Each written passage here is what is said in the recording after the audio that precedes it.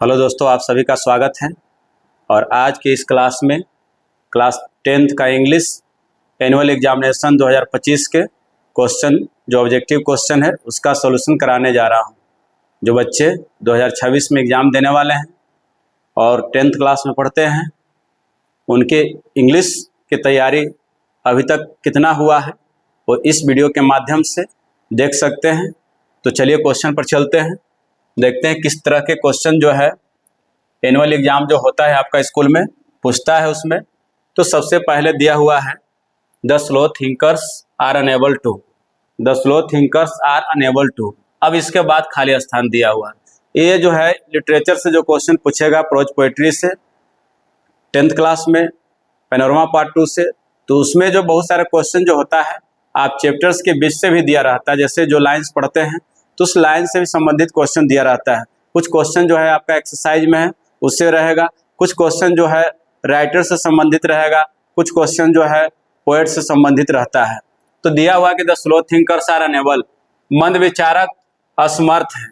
आपने पढ़ा होगा पहला चैप्टर पेस फॉर लिविंग, उसमें बताया गया था कि जो व्यक्ति मॉडर्न एज में रहते हुए भी और बहुत उनकी सोचने की जो गति धीमा है उन्हें बहुत तरह से परेशानियां झेलने पड़ रहा है। तो यहाँ पर जो दिया हुआ ऑप्शन हमारा है, एक है गेट मैरिड, क्या जो मंद विचारक हैं वो शादी करने में समर्थ हैं। ईट देयर फूड, क्या वो अपने खाने में समर्थ हैं। रन फास्ट, क्या वो तेज दौड़ने में असमर्थ हैं। या अर्न देयर लिविंग, क्या वो अपने जीविका चलाने में असमर्थ हैं। तो यहाँ पर जो है आपका ऑप्शन हो जाएगा डी कि स्लो थिंकर्स जो है वो अपने जीविका जो है उपार्जन करने में वो असमर्थ हैं। क्योंकि आज के डेट में मॉडर्न एज में कहा गया है कि हमें जिस तरह से परिवर्तन हो रहा है संसार में और मशीन की गति से हमारे दिमाग को गति को काम करना चाहिए। क्योंकि बहुत सारी चीज़ें ऐसे मशीन आ गए हैं जो बहुत तेज गति से काम करते हैं। और उसी तरह से बहुत सारे प्रतियोगी परीक्षाएं भी हैं जहां पर हमें बहुत तेज गति से प्रश्नों को हल करना पड़ता है। तो उसमें राइटर जो थे आर.सी. हचिंसन ने बताया थे एक बुजुर्ग के बारे में कि वो व्यक्ति मॉडर्न एज में रहते हुए भी मॉडर्न एज में होने वाला गतिविधियों को विश्वास नहीं कर पा रहा था। और उससे कोई व्यक्ति कह दिया था कि एक हवाई जहाज है जो 1000 मील प्रति घंटा की रफ्तार से उड़ता है, उसको विश्वास नहीं कर पाया था। उसी में बोले थे लेखक कि हमारे जैसे व्यक्ति अगर स्लो थिंकर्स है तो अपना जीविका चलाने में क्या है असमर्थ, जीविका उपार्जन करने में असमर्थ है। तो इसीलिए ऑप्शन हमारा डी हो जाएगा। उसके बाद है Jim wanted everybody to contribute, Jim चाहते थे कि हर कोई योगदान दे। ए लिटिल, थोड़ा सा, ऑफ देयर टाइम, अपने समय के थोड़ा सा समय योगदान दे, टू सेव आवर, हमारे किस चीज को बचाने के लिए। जिम जो है जॉन लेक्साउ चाहते थे कि हर व्यक्ति अपने समय में से थोड़ा सा समय निकाल करके हमारे किस चीज को बचाने के लिए योगदान दे। तो जिम जो थे second chapter me and ecology bit के राइटर हैं जॉन लेक्साउ। तो वो इकोलॉजी फ्रेंडली बॉय थे, पर्यावरण के लिए काम करते थे, इन्वायरमेंट के लिए काम करते थे, इकोलॉजी को सेव करना था उनका पर्पस। तो वो भी चाहते थे कि हर व्यक्ति जो है कुछ समय अपना बचत करके पर्यावरण के लिए कुछ काम करे, पर्यावरण को बचाने के लिए काम करे। तो यहाँ पर हमारा हो जाएगा इन्वायरमेंट। वो चाहते थे कि हर व्यक्ति थोड़ा सा समय बचत करके कुछ इन्वायरमेंट के लिए काम करे, इन्वायरमेंट के बचाने के लिए समय निकाल कर रखे। वो जैसे बताते थे कि सूखे पत्तियों को जलाना नहीं चाहिए, उससे कंपोस्ट बनाना चाहिए, पौधों को काटना नहीं चाहिए, ऐसे सब बताते थे। पेट्रोल का ज्यादा प्रयोग नहीं करना चाहिए, प्रदूषण को रोकना चाहिए। ये सब बातें उन्होंने बताया था उस चैप्टर में मेन इकोलॉजी बिट में। अगला क्वेश्चन है Gillu craved for of its caretaker Mahadevi Varma. तो गिल्लू जो था वो क्रेव्ड करता था किस चीज को, महादेवी वर्मा के। तो आपको पता होगा अटेंशन को। गिल्लू जो है अपने संरक्षक महादेवी वर्मा के ध्यान को अपने तरफ क्या करना चाहता था, आकर्षित करना चाहता था। इसीलिए बताया जब महादेवी वर्मा बैठ जाती थी काम करने के लिए तो गिल्लू कभी उनके पैर पर तो कभी उनके अंगुलियों को है ना वो स्पर्श करते रहता था, कभी पर्दे के ऊपर चढ़ जाता था, पर्दे से नीचे चला जाता था, ताकि वो चाहता था कि महादेवी वर्मा भी उनकी तरफ ध्यान दे। और जब वो ज्यादा परेशान करता था तो महादेवी वर्मा उसे एक बड़े से लिफाफे में उसे क्या कर देती, डाल देती थी। It is indeed shameful that the way are beaten up, कह रहा है कि बेशक ये बहुत ही शर्म की बात है, लज्जा की बात है कि उन्हें पीटा गया था। तो किसको पीटा गया था? तो आपको पता होगा, उसमें जो बुद्धिस्ट मॉन्क्स थे उन लोगों को क्या किया गया था? पीटा गया था। और ये चैप्टर जो दिया गया है आपका सेप्टेन स्पीच से दिया गया है, सेप्टेन स्पीच से, आंग सांग सूकी वाला चैप्टर से दिया गया कि बहुत ही ज्यादा शर्म की बात था कि बुद्धिस्ट मॉन्क थे, उनको क्या किया गया था? पीटा गया था। इंडियन सिनेमा लैक्स, कह रहा है कि भारतीय सिनेमा में कमी है। लैक्स का अर्थ होता है अभाव। भारतीय सिनेमा में अभाव है, कमी है। किस चीज का कमी है? म्यूजिक का, मैच्योरिटी का, कोरियोग्राफी का, डायरेक्शन का। तो कह सकते हैं कि भारतीय सिनेमा में जो मैच्योरिटी, परिपक्वता की कमी है, अनुभव की कमी है। मैच्योरिटी मतलब होता है अनुभव या परिपक्वता। आप पढ़े होंगे what is wrong with Indian films, जिसमें सत्यजीत रे बताए हैं कि जो अदर कंट्रीज हैं जैसे वेस्टर्न जो सिनेमा है वो क्या किया है, एक बहुत बड़े उसका प्रभाव रहा है, लेकिन हमारे जो है बॉलीवुड, उसका कोई प्रभाव नहीं रहा है। हमारे फिल्मों को विदेशों में नहीं दिखाया जाता है। तो इस सब के कारण था कि भारतीय सिनेमा जब बनता था तो उसमें मैच्योरिटी की कमी रहता है, मतलब कि उसमें परिपक्वता की कमी रहता है, अनुभव की कमी रहता है। तो कह सकते हैं कि इंडियन सिनेमा लैक्स मैच्योरिटी, परिपक्वता की कमी होता है। इंडियन सिनेमा में किस चीज की कमी होता है? परिपक्वता की कमी होता है। The old blind women was also, the old blind women was also, कह रहा है कि वो जो बूढ़ी अंधी महिला थी, क्या थी वो? तो वाइज भी थी, ब्लाइंड थी लेकिन वो क्या थी? वाइज थी। ये दिया हुआ वंस अपॉन ए टाइम से है, बूढ़ी थी लेकिन चतुर थी। Old blind women was also wise, अंधी थी लेकिन बुद्धिमान थी, चतुर थी, क्योंकि उसके पास कुछ ऐसे जादुई था जिसके माध्यम से क्या करती थी?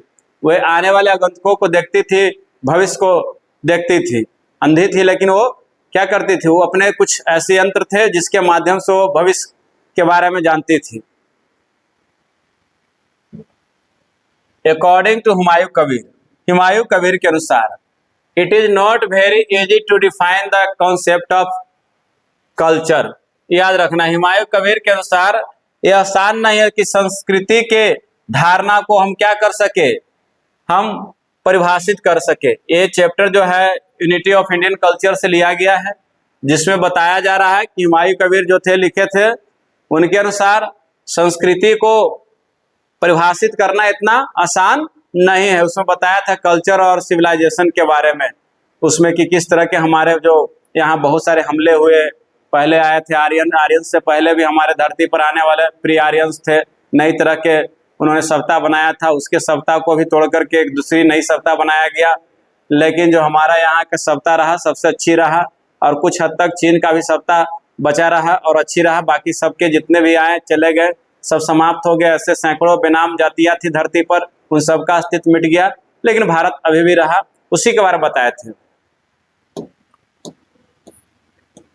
The two girls met each other at the local, कह रहा है कि दो लड़कियां हैं जो मिलती हैं, दो लड़कियां मिली थी लोकल। कहां पर मिली थी?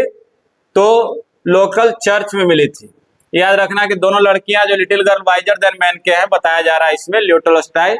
दो लड़कियां जो थी वो मिलती है चर्च में, क्योंकि दोनों जो है प्रार्थना करने के लिए गए थे। शुरुआती ईस्टर त्यौहार था, तो दोनों के माँ जो है उन्हें नए नए पोशाक पहनाई थी, और वे लोग अपने रुमाल लेकर के प्रार्थना करने के लिए गए थे, और वहीं चर्च में मुलाकात होता है।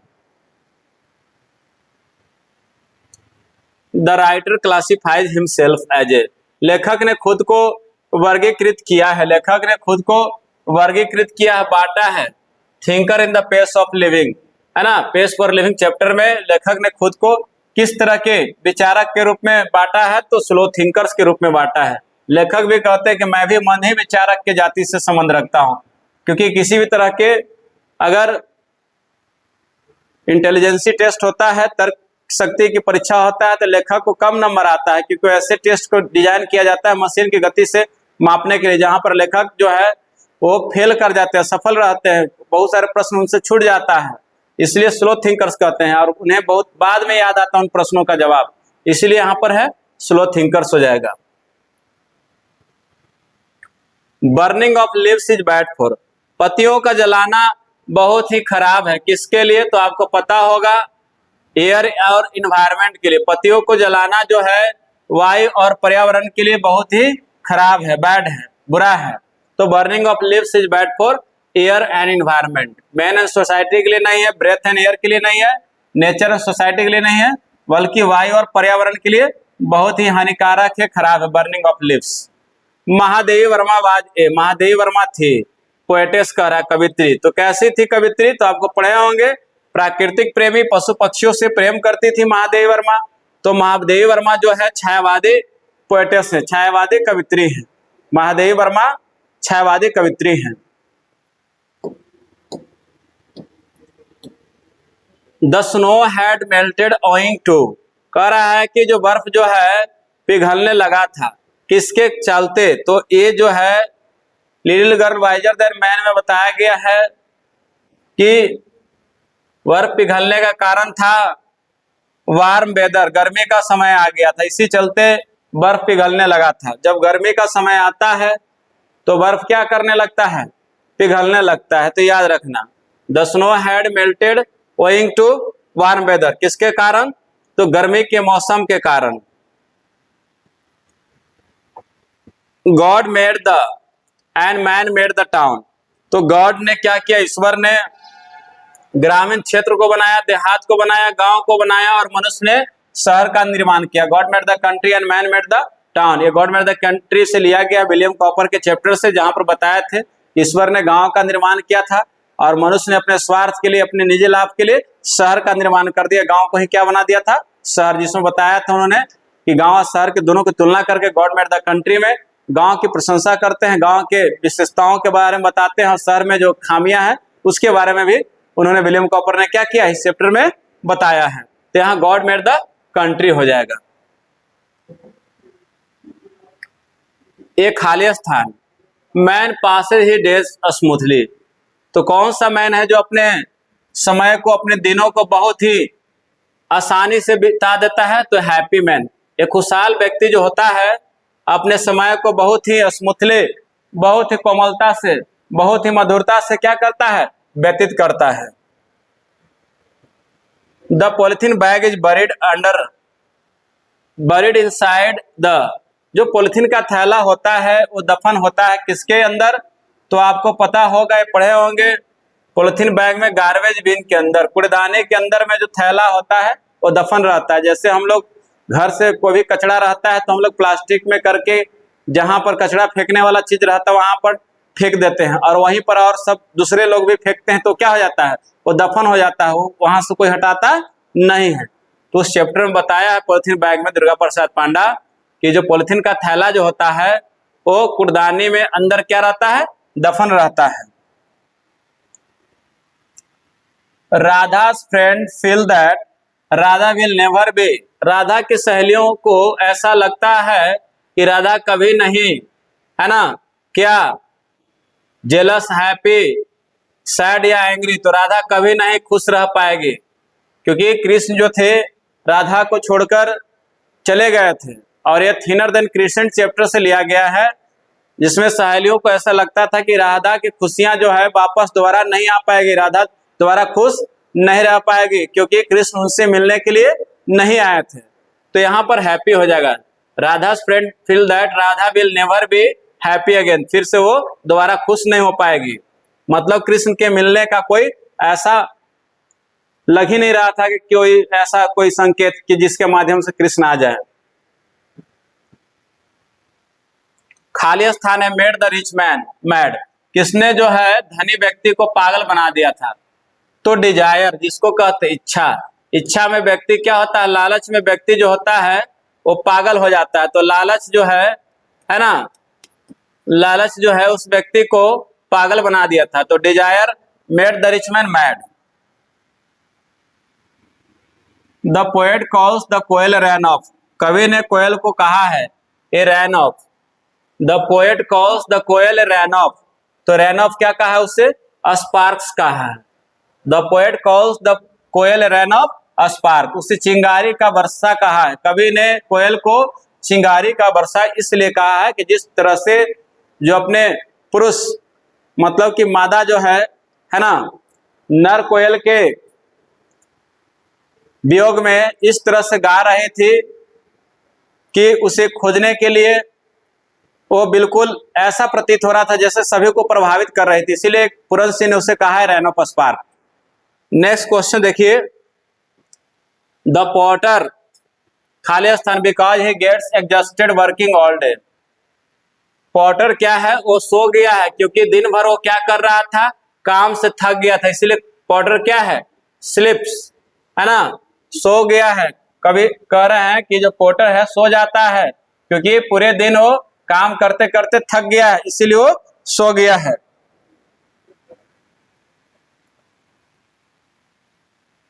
आगे मार्थास, यहां पर मिस्टेक कर दिया, आर होगा Martha's. A story seemed as tranquilise, Martha की कहानी प्रतीत होता है जैसे मानव की शांत कर देता है। जैसे हम लोग सपनों में सो जाते हैं, जैसे हम लोग सोकर सपने देखते हैं बिल्कुल शांत पड़ जाते हैं, वैसे ही बच्चे जब मार्था की कहानी सुनते थे तो मानो जैसे सपने में सब चले जाते हैं और शांत हो जाते हैं। उसी तरह से चेयर्स चार्स द कोकुज विंग्स, तो किसने कक्कू के पंखों को जला दिया है, द फायर ऑफ लव, याद रखना है, the fire of love chairs, जिसको कह सकते हैं चेयर्स, है ना, चेयर द कक्कुज विंग्स, कोयल के पंखों को प्यार की आग ने झुलसा दिया है, जला दिया है। The porter over the kingdom of sleep, तो क्या कर रहा है, वो शासन कर रहा है, रेंस, शासन कर रहा है, राज कर रहा है नींद के राज में, है ना, निंद्रा की राज में वो क्या कर रहा है, कुली जो है बोझ ढोने वाला शासन कर रहा है। Martha told her stories in the, Martha जो है अपने कहानी कहा करती थी, तो आपको पता होगा उस भूरी घाटी में मार्था कहानी कहा करती थी। In the hazel Glenn, Martha जो है उस तंग घाटियों में कहानी कहा करती थी। Radha was never able to give, Radha कभी सक्षम नहीं थी देने में, टू एनी क्वेश्चन, किसी भी प्रश्न के, तो क्या, तो राइट आंसर, जिसे कह सकते हैं हम लोग एग्जैक्ट आंसर, राधा जो कभी भी सही जवाब देने के, उन प्रश्नों के सही जवाब देने में सक्षम नहीं थी। राधा कभी भी उन प्रश्नों को, किसी भी प्रश्न का सही जवाब देने में सक्षम नहीं थी। आगे देखिए, जबराबाज हल्कू, जबरा कौन था, तो हल्कू का दोस्त भी था और डॉग भी था। जबरा जो है हल्कू का दोस्त और डॉग भी था, जबरा हल्कू का दोस्त और डॉग भी था। दिया हुआ है dot dot dot, cause a quick reaction, किसके चलते जो है एक तेज प्रतिक्रिया होता है, तो आपको पता होगा कि एलर्जी होता है तो काउज ए रिएक्शन करता है ना, allergy is malfunction of human immune system causing a violent, है ना, reaction against harmless substance in our natural environment, तो ही याद रखना है। तो allergy cause a quick reaction, injection से कोई रिएक्शन नहीं होता, ना मेडिसिन से, जब भी होता है तो एलर्जी से। What did the lawyer prefer, वकील ने क्या पसंद किया था, बेट चैप्टर जो है उस बेट चैप्टर में वकील क्या पसंद करता था, तो वकील ने लाइफ इम्प्रिजमेंट पसंद किया था, आजीवन कारावास, आजीवन कारावास, वकील जो है लाइफ इम्प्रिजमेंट को पसंद किया था क्योंकि उसमें बेट में चर्चा हो रहा था दो टॉपिक पर, एक था कैपिटल पनिशमेंट जिसको मृत्युदंड कहते हैं, कैपिटल पनिशमेंट, मृत्युदंड पर चर्चा हो रहा था, उस साहूकार चर्चा करवा रहा था, और दूसरा था लाइफ इम्प्रिजमेंट। तो वकील कहा था कि मैं किसी भी तरह से, है ना, उस कोठरी में 15 वर्ष तक रह लूंगा, मरने से अच्छा है कि आजीवन कारावास ही कर ले आदमी, इसी पर शर्त लग गया था। मिस्टर जेसलर शूज लास्टेड, मिस्टर जेसलर के द्वारा बनाया गया जूते जो था बहुत ही टिकाऊ होता था, तो लास्टेड लॉन्ग हो जाएगा। मिस्टर जेसलर के द्वारा बनाए गए क्वालिटी चैप्टर के जो जॉन गाल्सवर्दी हैं लेखक, वो बोलते हैं कि मिस्टर जेसलर के द्वारा बनाए जाते जूते थे वो बहुत अच्छे होते थे, बहुत ही क्वालिटी में बढ़िया लेदर का प्रयोग करते थे और बहुत ही टिकाऊ होते थे, और जब भी बनाते थे जूता वो कभी बड़ा या छोटा नहीं होता था, हमेशा वो उचित हो जाता था, फिक्स, जो मतलब कि पूरे नाप तोल कर ही बनाते थे। आगे है were tied up at the table corners for the party. कह रहा है कि जश्न के लिए कोने में, टेबल के कोने में टांगा हुआ था, बांधा हुआ था। तो किसको? तो आपको पता होगा, रोजेस, गुलाब जो था उसको क्या किया गया था? बांधा गया था। जो सन एंड मून चैप्टर में है, पार्टी जब हो रहा था उसके घर में, तो गुलाब को भी क्या किया गया था? बांधा गया था कोने पर टेबल के, डेकोरेशन के लिए। The daughter in two horizons, दो क्षितिज में जो पुत्री होती है, does not wish to any more, और ज्यादा नहीं, क्या इच्छा करना चाहती है? तो ड्रीम, याद रखना। The daughter in two horizons does not wish to dream any more, क्योंकि टू हॉरिजन्स में जो पुत्री होती है वो अब ज्यादा सपना देखना नहीं चाहती है, क्योंकि वो बोल रही है कि माँ की तरह बनना चाहती थी, लेकिन जब शादी हुआ तो वहां पर गई अपने ससुराल में, और माँ जिस तरह से रहती थी यहाँ पर, वैसा वो अपने आप को बदलने की कोशिश की, लेकिन बहुत परेशान दिखती है, लेकिन माँ की तरह नहीं बन पाती है। इसीलिए वो कहती है कि माँ, अब मैं ज्यादा सपना नहीं देखना चाहती हूँ। सपना जो मैं देखी थी आपके जैसा बनने के लिए, वो सपना को पूर्ण नहीं कर पाई, इसलिए मेरे पास अब शक्ति नहीं है, या बाजुए में ताकत नहीं है कि आप और ज्यादा हम इसको ढो कर ले चले। आगे question, the narrator and his girlfriend.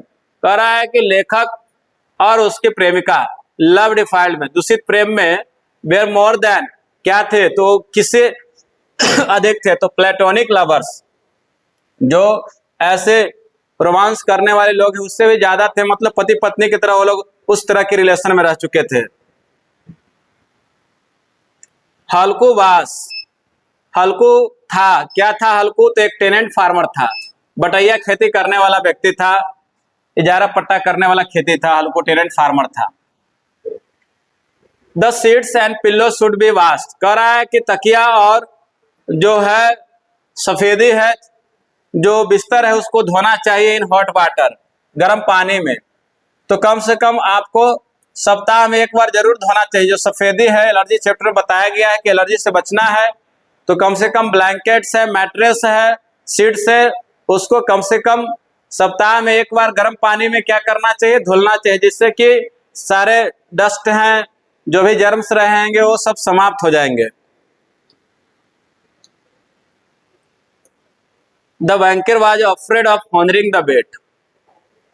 साहूकार जो था वो डरा हुआ था, भयभीत था शर्त हारने के, क्योंकि because he had become financially week, क्योंकि वह बहुत ही आर्थिक रूप से कमजोर हो गया था।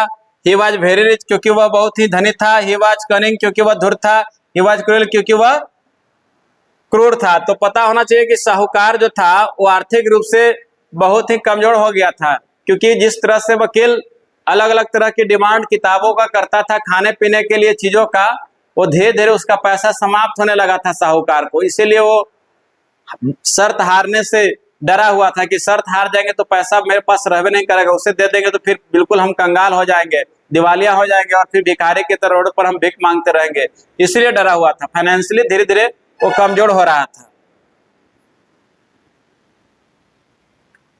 The narrator's girlfriend very confidently introduce her farmer.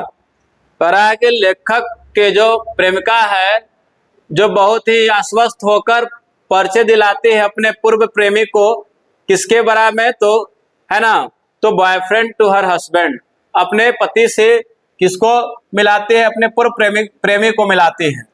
Love defiled के जो है, क्योंकि गिरधर झा तो अपने प्रेमिका को छोड़ दिए थे, वो कह रहे थे कि हम आईएएस बनेंगे तभी तुमसे शादी करेंगे। पहले से गिरधर झा पत्रकारिता में थे, लेकिन जो प्रेमिका जिसको छोड़ दिए थे उसका शादी एक आईएएस ऑफिसर से हुआ था, एक बहुत ही सज्जन व्यक्ति था। तो उससे उनकी प्रेमिका जो है गिरधर झा को, है ना, अपने पति से परिचय दिलाती है। गिरधर झा को कहती है कि मिलिए, अपने पति से कहती है कि देखिए मेरे पूर्व के प्रेमी थे, और उन्हें कहती है कि मेरे पति हैं। आंग San Suu Kyi son refers to his mother's and personal sacrifice. तो आंग सान सू की जो है अपने माँ के डेडिकेशन, समर्पण को बताता है, और व्यक्तिगत त्याग के बारे में बताता है कि उनकी माँ के समर्पण और व्यक्तिगत त्याग के चलते ही आज बर्मा जो है वो बिल्कुल स्वतंत्र हो पाया उस तरह के तानाशाही सरकार से। The author wanted to feed the injured Gillu. लेखक जो लेखिका है महादेवी वर्मा, वो चाहते थे जो जख्मी गिल्लू को खिलाने के लिए चाहते थे। तो इंजर्ड गिल्लू जख्मी था, उसको दो कौवे ने क्या किया था, जख्मी कर दिया था। घोंसला से ऊपर गिरा था वो, और उसके बाद दो कौवे ने चोंच मार मार कर उसको जख्मी कर दिया था। सबको बोला था कि छोड़ दीजिए, बचेगा नहीं, लेकिन महादेवी वर्मा उसे उठा कर ले आती है, उसे जख्मों को रुई से पोंछ करके पेंसिलिन मलहम लगाती है और उसे पिलाने खिलाने की कोशिश करती है। Health and virtue are for a content man. तो क्या हो सकता है हेल्थ और वर्च्यू? एक संतुष्ट व्यक्ति के लिए ब्लेसिंग हो सकता है, आशीर्वाद हो सकता है। स्वास्थ्य और सद्गुण एक संतुष्ट व्यक्ति के लिए किस रूप में आ सकता है? आशीर्वाद के रूप में आ सकता है। The cinema combines the cold of science. तो सिनेमा में मिला हुआ रहता है, जुड़ा हुआ रहता है, लॉजिक हो जाएगा। The cinema combines the cold logic of science, है ना। इसमें विज्ञान के ठंडे तर्क रहते हैं, सिनेमा में विज्ञान के ठंडे तर्क कह सकते हैं, cold logic of science. The old women in once upon a time is a daughter of. Once upon a time में जो बुजुर्ग महिला है वो पुत्री थी किसके? तो स्लेव, गुलाम के एक महिला की थी, पुत्री थी, एक दास गुलाम की पुत्री थी।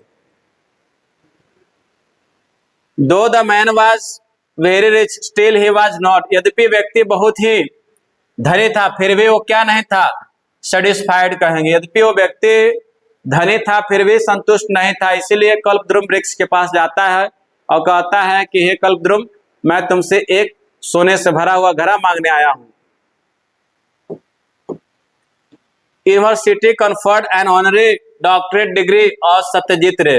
तो कौन सी यूनिवर्सिटी ने दिया था? तो आपको पता होगा, सत्यजीत रे को ऑक्सफोर्ड यूनिवर्सिटी ने डॉक्टरेट की उपाधि दिया था। ये पढ़ना है हम लोग को what is wrong with Indian films में, है ना।